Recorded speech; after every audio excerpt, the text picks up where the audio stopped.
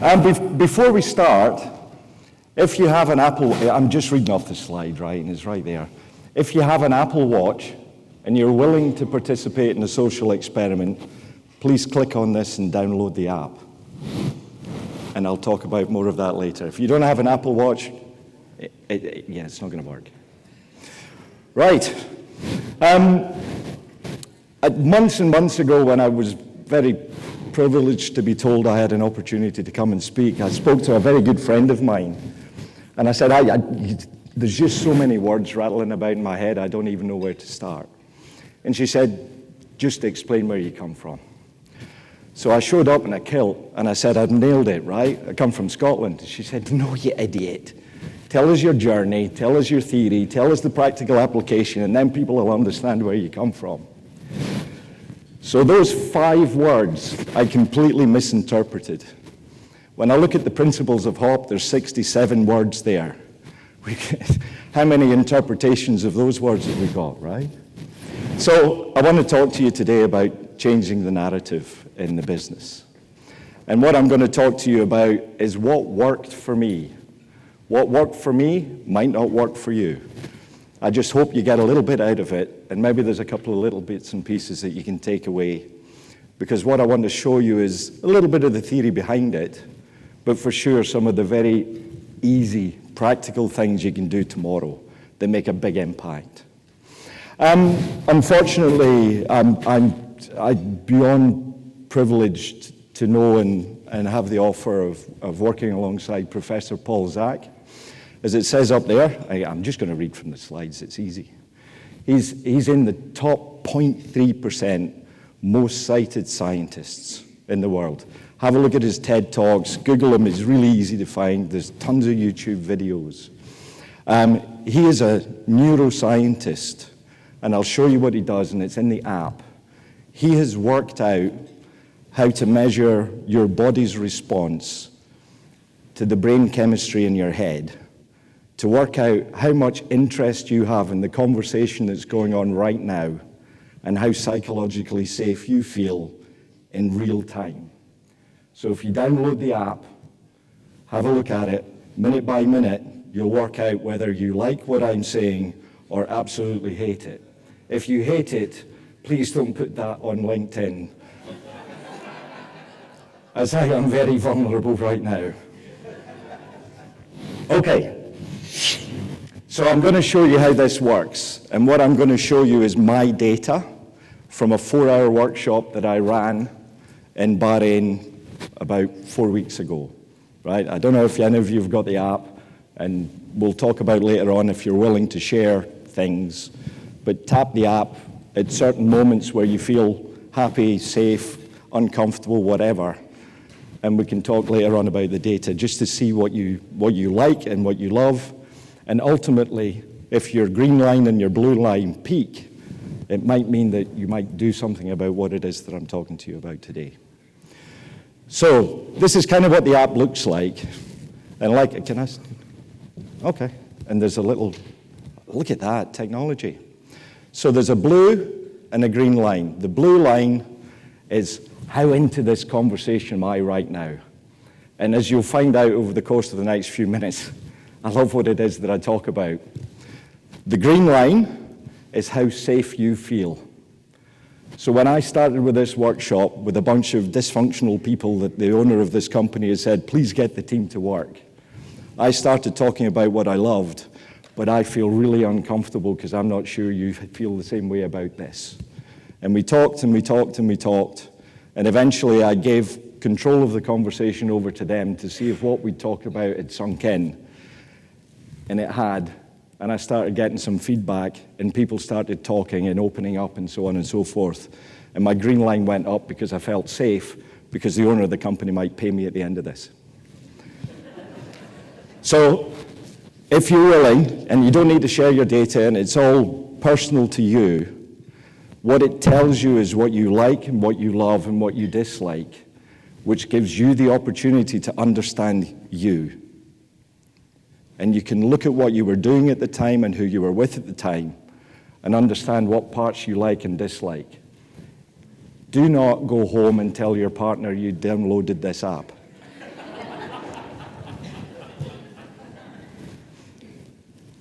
And if you're in a toxic culture at work, don't tell the boss, because the boss is going to say, prove to me that you like me. Oh, you so don't belong here. Technology has its advantages and disadvantages, and be very careful how it is that you apply it.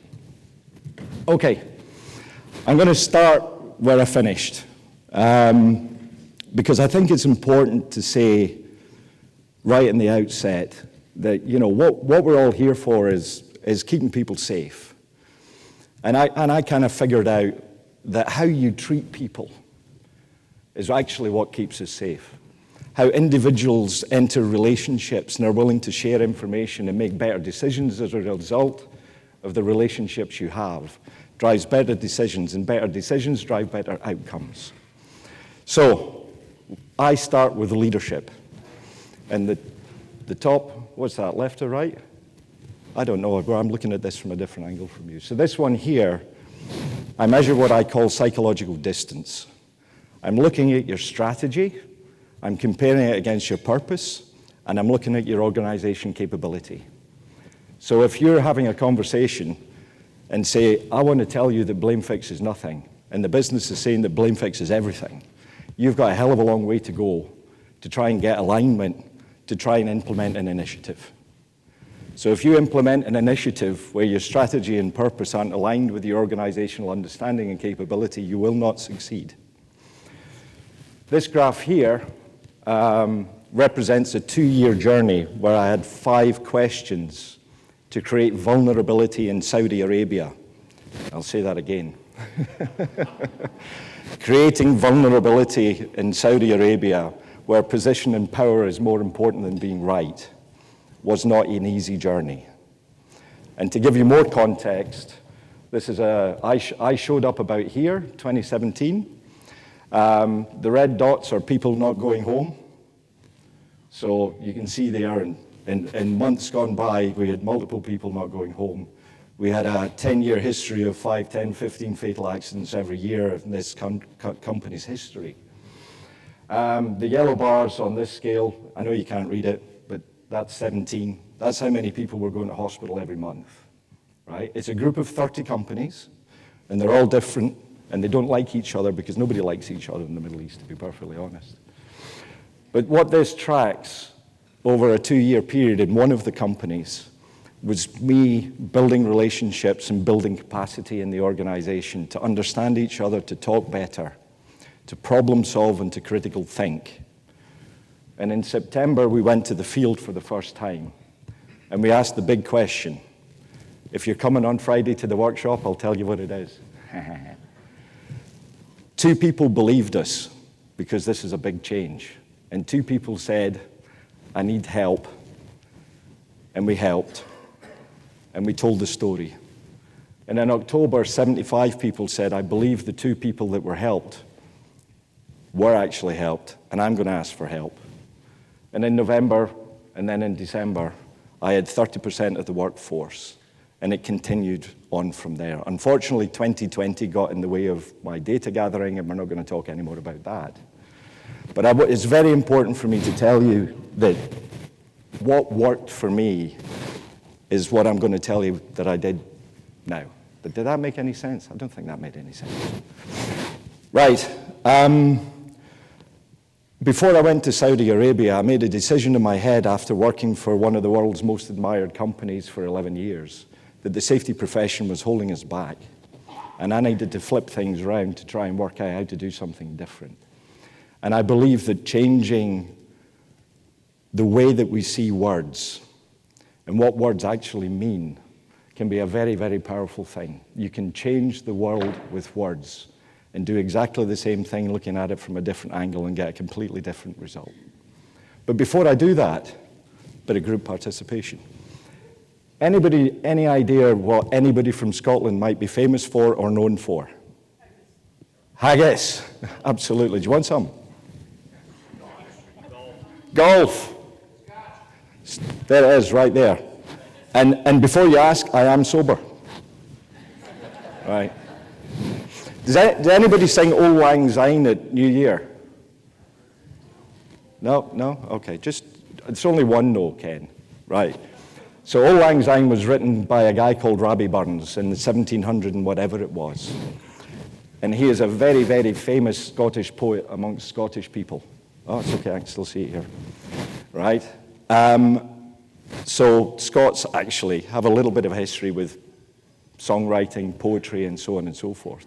And I thought, why not write a poem? Is it up there? It is up there. Okay.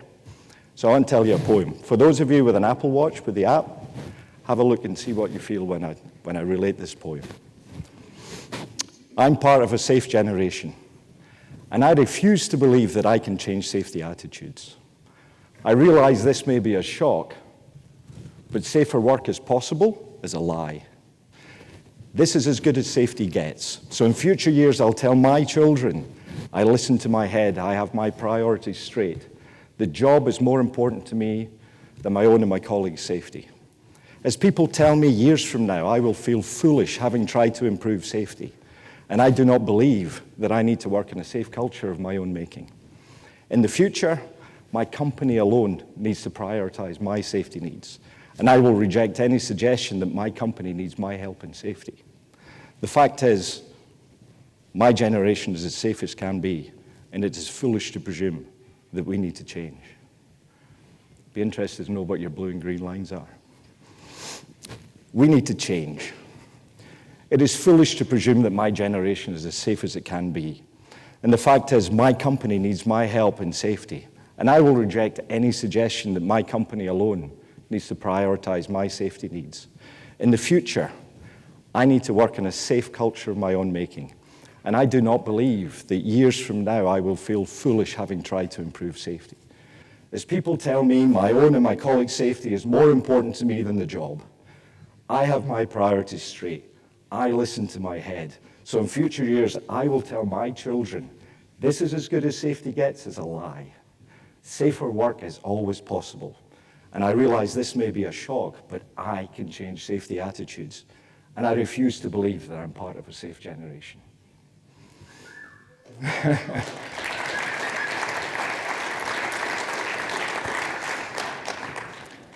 Like I say, we can use exactly the same words and see them from a different angle and completely change the meaning. So when I went to the Middle East, whenever I heard control of work, I said, how do we enable work? Whenever I heard corrective action, I said, how do we do collaborative and creative actions? And it took me to a different place. But I'm telling you now, you already have everything that you need. And what I'm going to talk to you about is how we change the narrative to change performance. I believe that HOP is a business tool. And I believe that safety is an outcome of how we do business. And I've spent so many years agonizing over this, right? Trying to fix safety with safety. And it didn't work out for me very well. Businesses, however, need safety as a solution to business problems. First comes psychological safety, and then everything falls into place after that. I'm not really keen on using the term psychological safety, but there we go. Now, I want to talk about, I'm going to struggle here because I'm going to tread on toes. But I went to a company who'd been trained in 5 principles, who'd been trained in drift and all the rest of it, and I understand the philosophy that sits behind it. But when I went to this company and I asked them, can you please explain what this means to you? Because you've done the training and you've rolled it out. What does it mean to you? And they said, it's really, really easy. We have very high standards. Employees drift away from the very high standards that we set. They're not very good at creativity and innovation. And as a result of them drifting, we eventually overcome our capacity to fail safety, and the accident happens. And then what we do is we look back for learning opportunities. So is that the same as an accident investigation? No, it's a learning opportunity. Okay, so they just completely applied their own thinking to what is something that should have created a change in the organization and how it viewed stuff. The board there saw the same safety narrative that they'd heard for years, not because that's what was said, but because that's what they understood. Bad things happen. Here's an innovative and creative way of telling you what we'd always told you forever and ever and ever, and nothing changed. Again, I'm just going to tell you what it is that worked for me, because I needed a new model to try and show you the same thing, but using a different words and making it a little bit easier. Again, I didn't know whether I was brave enough to put this up or not until they told me they needed my slide deck. But this is what I live by. I believe people are fantastic and the best source of adaptive solutions you could ever have in your business. I believe that trust determines how much information people share, and too little leads to ill-informed decisions which lead to error-likely situations. I believe that inclusive practices that operationalize dignity, respect, and belonging feed creativity and innovation. And I believe being given what you need to contribute in a way that adds meaning to your life and being recognized for the contribution that you make by somebody important to you drives and fuels passion. And that's Paul O'Neill, not me. But I love what he said all those decades ago when he became CEO of Alcoa. And if you don't know about him, Google him because he's brilliant. And he told us how this works a long time ago.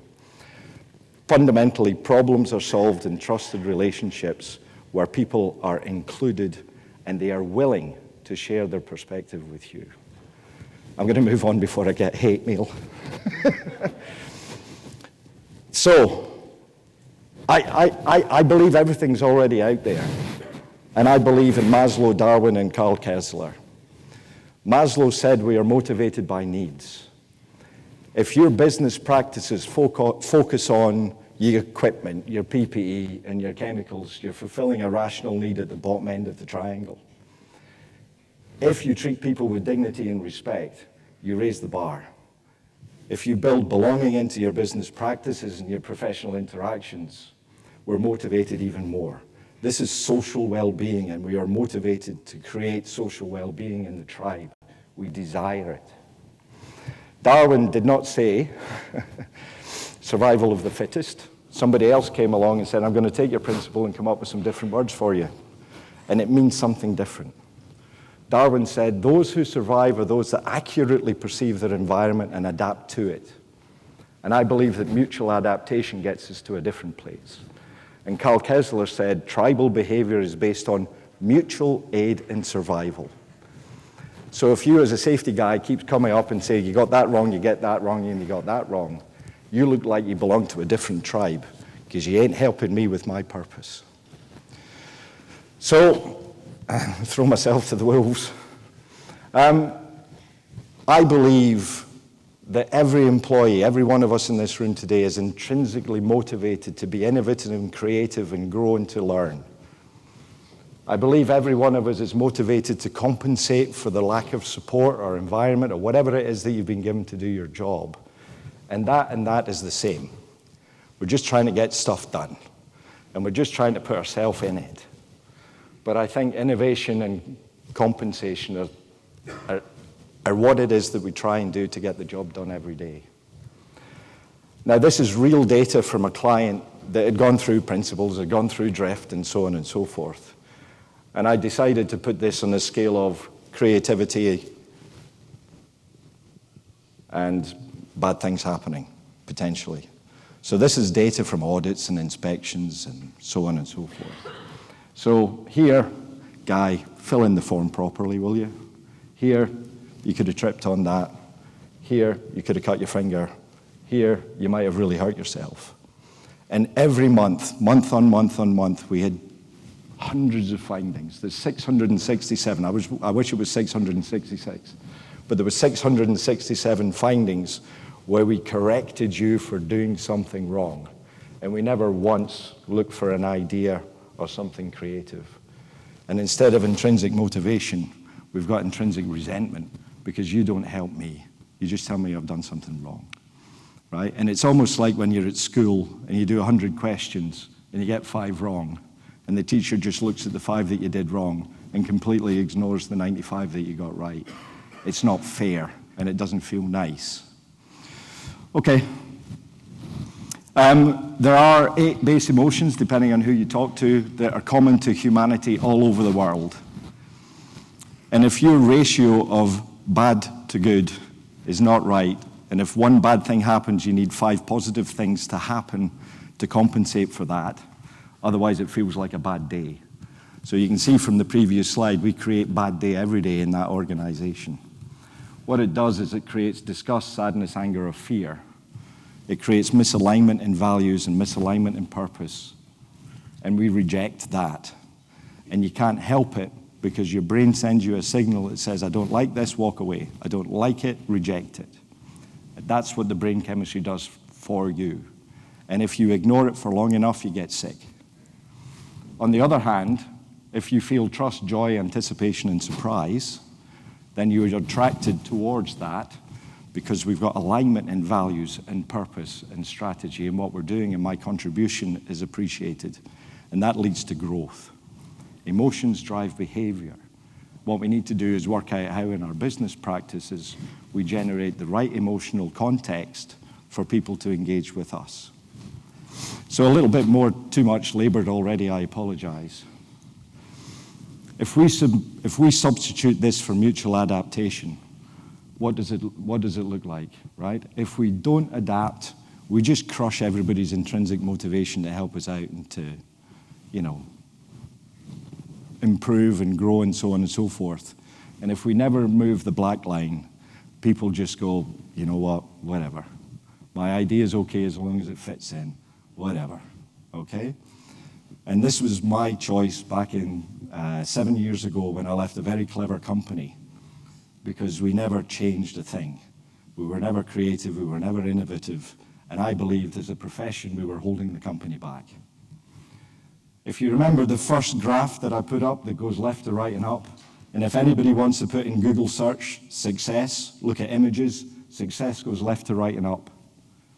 We go left to right and down. It's counterintuitive. Success goes left to right and up. So if we manage to adapt, you know this already. Our baseline changes significantly. Our desire to motivate and compensate and innovate never changes. It's always there. And as long as you create mutual adaptation, you will continue to grow and grow and grow. And I'll get something I'm very proud of. While I've been at this conference, after leaving Saudi Arabia 3 years ago, the head of safety for one of the companies sent me a photograph of him picking up an award in London, an international award for safety excellence from a company in Saudi Arabia. So once it sticks, it doesn't go away. It doesn't go away.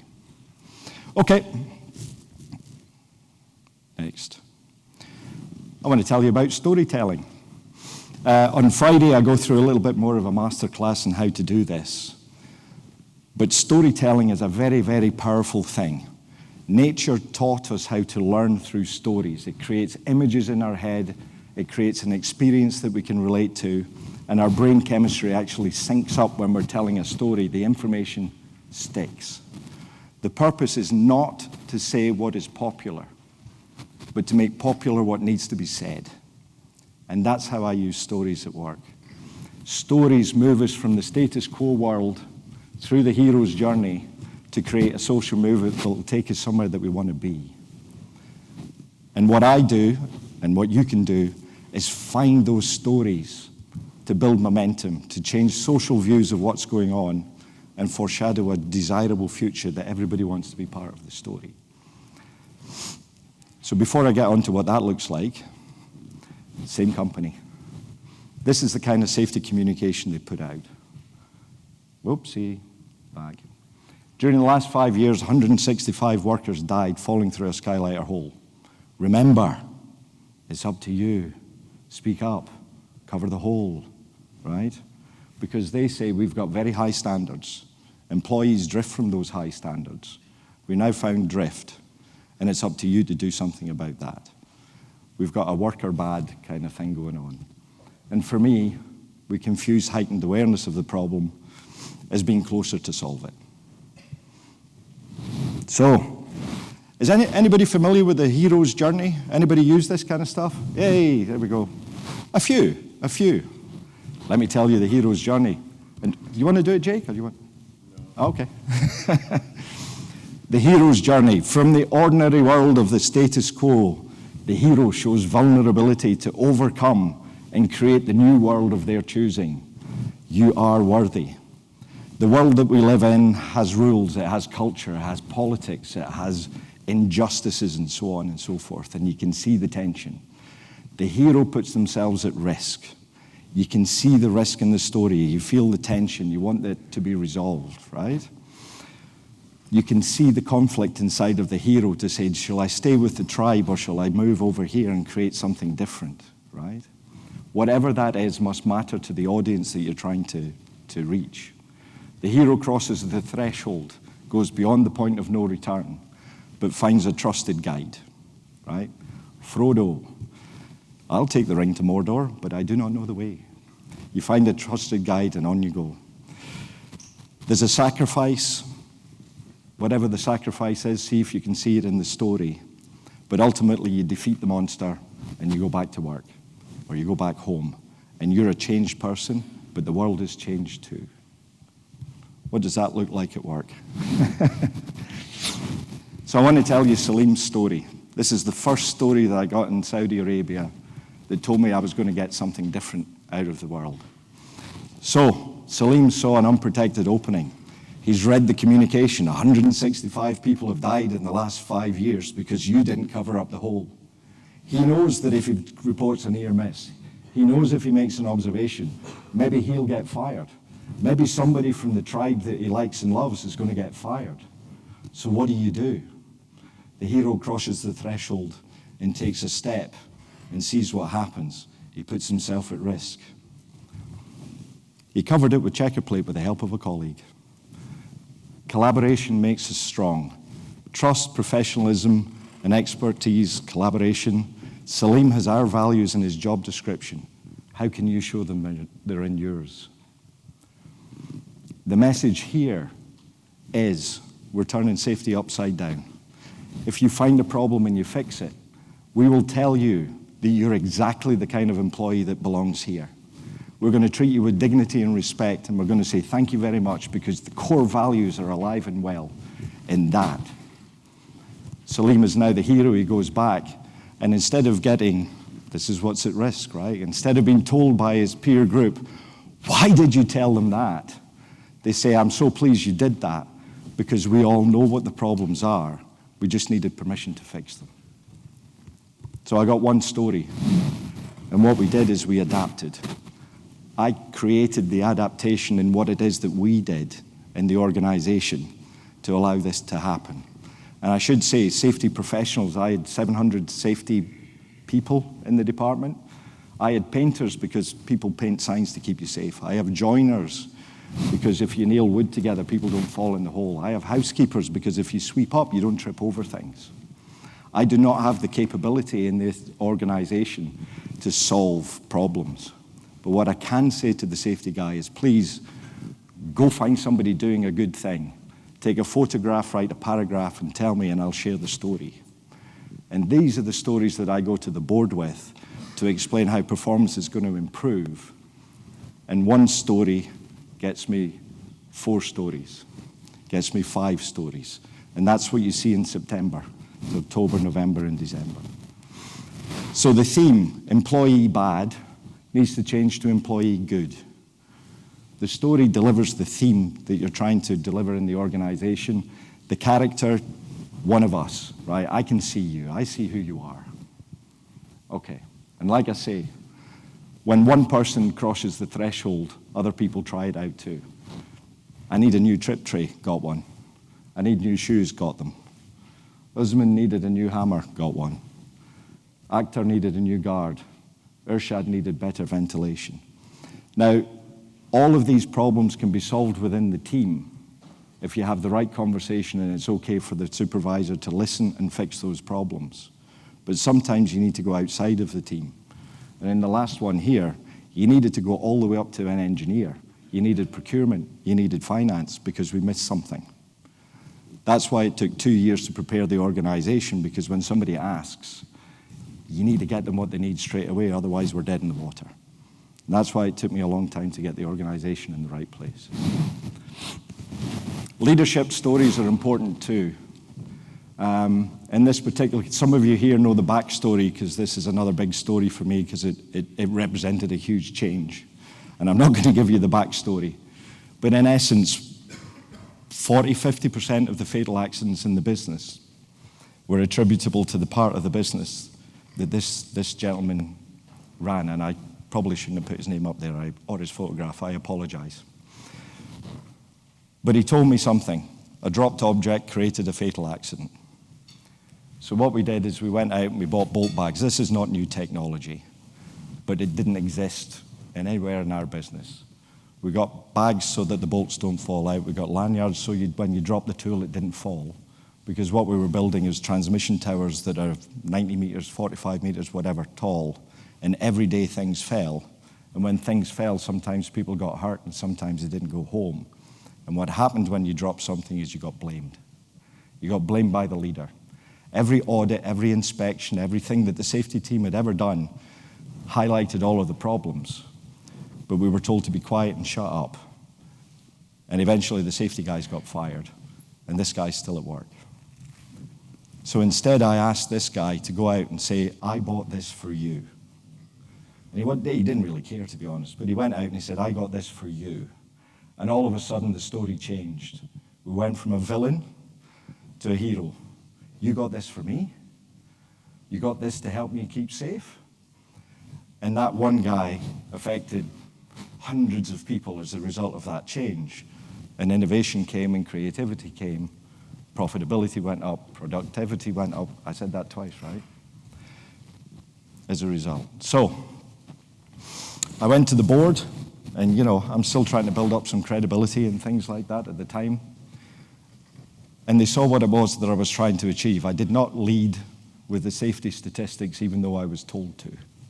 I led with the stories. And the owner of the company said, what can I do to help? What can we do to help? And I said, I believe people are a solution, and I think your values work. So they could see themselves as part of the solution. And I said, whenever somebody comes in here, please tell them to tell you a story about a problem they solved for somebody else. I can find a ton of problems, but I want you to create the environment where it's okay to find and fix problems, but they have to fix a problem for somebody else in another department, in another company, in another part of the organization. And a powerful person in Saudi Arabia can do that easily, and you have to please the boss. Okay. Those are kind of low-level and small problems, and you have to start somewhere. You have to start somewhere. And there are thousands of things that I needed to fix, but I can't fix them by myself. I need the whole organization to fix it. And what we were doing is making it desirable to solve problems. We were making it comfortable to talk about the issues. We made the monster go away. The monster was my department. The monster was the client. Celine defeated the monster, and as a result of that, we could hold them at bay because we could see improvements were happening. And then we got to solve the big problems. The big problems needed investment. We needed equipment. We needed different skills in the business. Engineering weren't helping us. All of you have your own unique problems, right? Our unique problem was very niche lifting that kept going wrong. One of these snaps, when it's holding a crossarm on, you can kill 6 people all at once. And they snapped because we didn't have the engineering. They snapped because we didn't have the skills. They snapped because we didn't have the equipment. And we didn't have all of that because the business wasn't talking to each other about the problems, and they weren't interested in helping each other out because they were focused on their purpose, not shared purpose. So we created the environment where they came together and shared information because we had a business problem that sometimes had a bad safety outcome. We didn't have a safety problem because we could never fix that with safety. So what happened? I don't need to go through the technical solution, but in essence, things changed. And things changed because people said, well, from my perspective, this would be better, right? And that's how you solve problems. The detail doesn't matter. What does matter? Oh, I should have told you this at the beginning. My very first day, the owner of the company introduced me to the CFO of the organization, and the CFO told me, I really don't like safety, and you're an expensive person, and there's a lot of checks that I can put in coffins and send people home, with the salary that I'm actually spending on you. That's my first day. On my second day, I was walking back for lunch in a strange country with no friends and no family round about me, and the owner of the company was standing outside his office with a gentleman. And he said, "Oh, Andy, come over here. I want you to meet one of our general managers." And I said, "Oh, nice to meet you." And he heard my accent, and he said, "We've already got too many Scottish people here. What is it you do?" I said, "I'm your new group safety guy." And he laughed in my face for wanting to do it in Saudi Arabia, next to the owner of the company that's worth $87 billion. I'm off to a good start. When I finally got permission to fix real problems, the one that I've just described, when we did the right investment and people got, I couldn't fix this. I needed everybody else to fix this. But I used the principles of HOP, that people are my principle. People are fantastic and a great source of solutions, right? And in trusted environments, we make better decisions. And people came together and we connected on the purpose of the organization. Not your purpose is HR, to fill the form in. Not your purpose is safety, to find bad things and make them go away. We connected on the very purpose of the company, which is to build this for our customers. And we helped each other out. And on this $16.8 million project, where I finally got to launch an initiative, we were $2.5 million more profitable and no more accidents. Safety is a solution to the business problems, and HOP is a business tool. So, storytelling, I think, is really important. Go around your organization, talk to people, listen to what it is that they say. If you hear villain stories, it's all your fault. Find out the individuals that support. I provide the help I need. The risk is worth it. Help is fruitful. If you hear victim stories, it's not my fault. Turn them into hero stories. We used our values, we solved the problem. The risk is worth it. We end up with fruitful problem solving. If you get helpless stories, there's nothing I can do. Turn them into helpful stories. We collaborate for success. The risk is worth it. Fruitful collaboration and better decisions, and a whole new world lies in front of us. And I guarantee you that if you're sitting there right now, you can think of the heroes that are bucking the system, that are making the changes. Celebrate those individuals. Create belonging for those individuals, for being the very people that are going to create your change in your future. Treat them with dignity and respect, and see where it takes you. Remove the social risk of having the conversation and close the psychological distance between us. Right? So, unashamed plug. I used to go to companies and say, "Who are you and what's your structure?" And they give me an org chart, right? Which I see people in boxes and I see people in silos. It's not how we work. It's not who we are. I believe you need an org tree. And at the bottom of the org tree, in the roots of your organization, are your values. In this case, we had trust, professionalism, and collaboration. If you work out how to build the company values into your organizational processes and practices, and that's what connects the whole organization together. You're talking my language, we're in the same team, we belong to the same tribe, and fruitful performance comes from fruitful relationships. Find the common ground. So like I say, I think if you work out how you can measure critical thinking, problem solving, and how you treat each other, and if you build dignity and respect and trust into your business practices, that you can go left to right and up as well. And you can create more of the things that drive the performance that you're looking for. My partner out there, Chemical Safety Software, one of the general managers in Saudi Arabia, and a very good friend of mine, watched what I did. He then became the CEO of a software company. They're the largest of their kind in the world, in a very niche area of environmental waste management and so on and so forth. And people in this room are customers of this organization. And George said, "Can I get out of your head and into software those metrics and how we do it?" And will you be willing to work with me to get the culture in the right place so we actually get the tool to work? Would that be okay? Hell yeah. Of course, right? But what I wanted to tell you is this. Work on leadership. Work on the relationships that you have. Make it okay to talk about the problems that you have. And focus on the solution, not the problem. Celebrate the success and stop talking about the issues that we have, because people want to be recognized for their contribution to the tribe and a purpose that's bigger than myself. That's what we did for Salim. The least powerful person in the organization felt a sense of pride and joy because we got out of his way and let him thrive in the business. The other thing, I heard people talk about mental health and so on, and I have no idea what time am I okay? Or am I done? Stop talking. You got about 6 minutes, I think. Oh, not bad. Wow. Even says there. I know people would like to have questions. It's a big number. Yeah.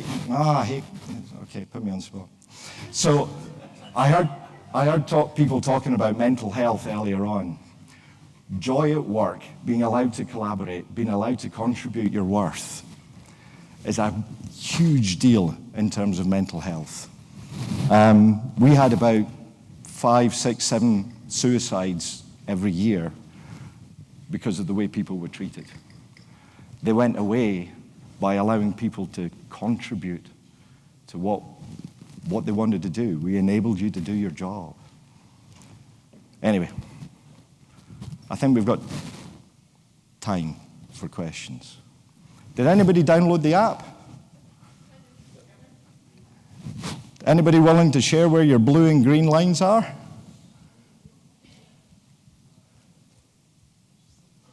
Maybe later. That's the thing about technology and live use thereof. Okay, Charles, questions? No? Good. Huh? Charles is in charge. At this point, I relinquish control. Hello? I don't have. Thank you. You do have. Thank you. I'm curious. So the hero's journey, I love the idea that the whole covering hero, right? And he has this self-efficacy to cover the whole, and he doesn't have to report it and tattletale on his buddy who might get in trouble. But I'm wondering, because I'm having a hard time wrapping my head around this. That hole is uncovered for reasons. Are we missing a piece where we're not learning what those reasons might be? Because he's a hero, but what about the other workers if they don't have the same intrinsic motivation or self-efficacy or tools to cover that hole? Then there's probably other holes out there hanging out uncovered, and they're not getting reported. We don't know why. So. Right. So if you look at the outcome indicator, right? We killed 5, 10, 15 people a year for 40 years, and we stopped it. How did we stop it? So we had uncovered holes. We had bad scaffolding. We had people electrocuted. We had people falling into things. We had people run over. We had all sorts of problems. And if you transact the problem, you're not focusing on your capability to manage the subject. So what we did in Salim's story is if you find a problem and you get it fixed, we're going to say thank you very much. People went out and found problems and fixed them, and we said thank you very much. I stopped near-miss reporting. I stopped observations because guess what? I got them anyway. But I got them under the cover of a solution, not under the cover of a problem. First rule of the tribe is to take care of the tribe, and I desire to have my contribution recognized. And if I tell you there's a problem, I'm telling you I'm deficient. Or one of my team is deficient. So that hole not being covered was supposed to be covered, as were many other holes, as were many other issues. But we made it desirable, and people covered up the holes and said, look what I did. And we said, thank you very much. Yeah. So that's what I'm saying. One story got me 5. 5 got me 10. 10 got me 50. And in 3 months, when we created the capacity in the organization to deal with it, in 3 months, everybody was saying, I need some help. How about this? What can we do? What can we do? Did I answer your question? Yeah, I'm still trying to wrap my head around it. It's a different way of looking